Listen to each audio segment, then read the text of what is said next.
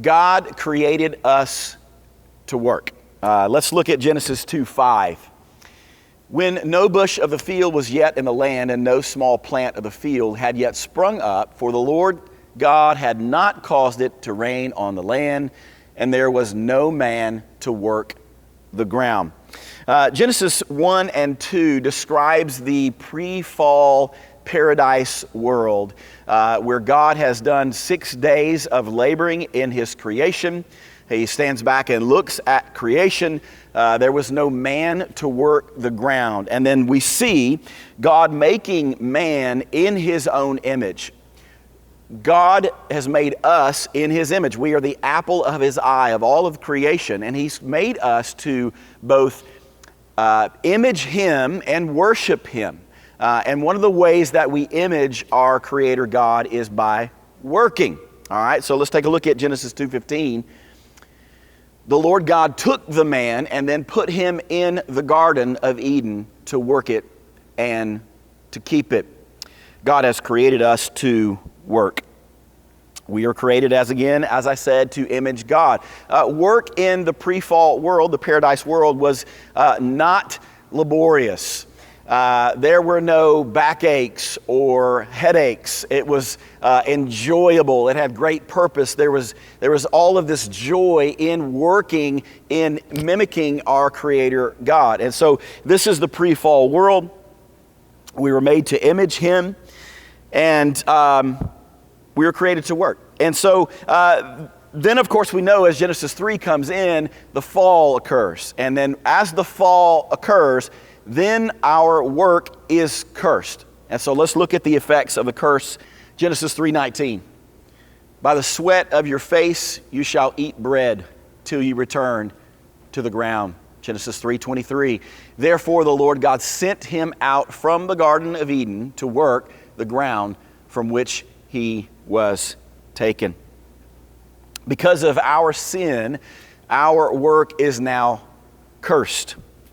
It is hard. It is, there will be backaches and headaches and the sweat of our brow. It's going to be hard work for us. And we know that to be true because our work has been cursed. I believe that our work has been cursed in two primary ways. We see that working out in our life.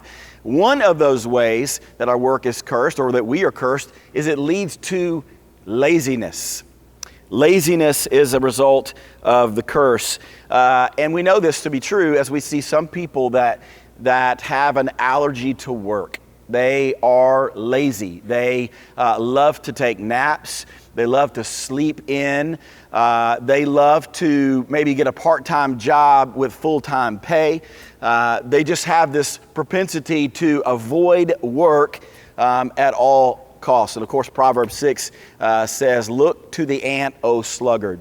Paul, even in 2 Thessalonians, said that a lazy person who refuses to work doesn't even deserve to eat. So laziness is one of the results of the curse on our work. Now, there's another curse on our work, and it's called workaholism, which is the opposite of laziness.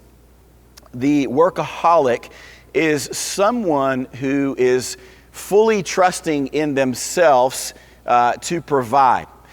They are someone who finds their identity, their worth, and their purpose in their vocation, their title, climbing the corporate ladder, willing to do anything and everything, take every call, get every deal. They'll do anything and everything to climb that corporate ladder, and they'll sacrifice anything along the way, including their own families, and they'll work themselves to death and, of course, unto burnout. So some people, in regards to the curse, some people need to be told to take a break, take a day off, while others need to be told to get a job, a full-time job. The curse of sin on our work, these laziness and workaholics, this idea, I think it leads to devastating results in our life. It definitely does not produce flourishing in our life. It produces things like isolation, depression, anxiety, lethargy. I mean, just it'll bleed into our lives in regards to our personal relationship with the Lord. Our quiet times can grow cold. Our devotion, our making disciples, our church commitment, all of these things can be the result of falling into laziness or either workaholism. It bleeds into our homes, of course. These curses can affect marriages, can cause divorces.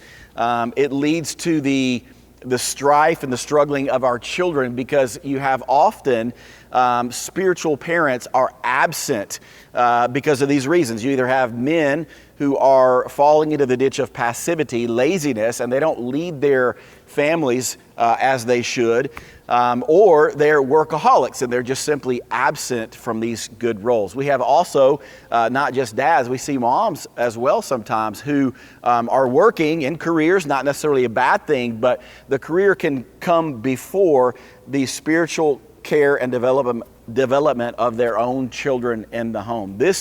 These things are the result of sin's curse.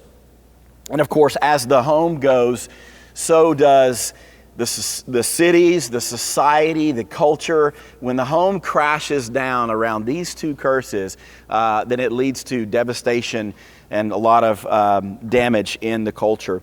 So in summary, this first section, God has created us to work, but our work has been cursed.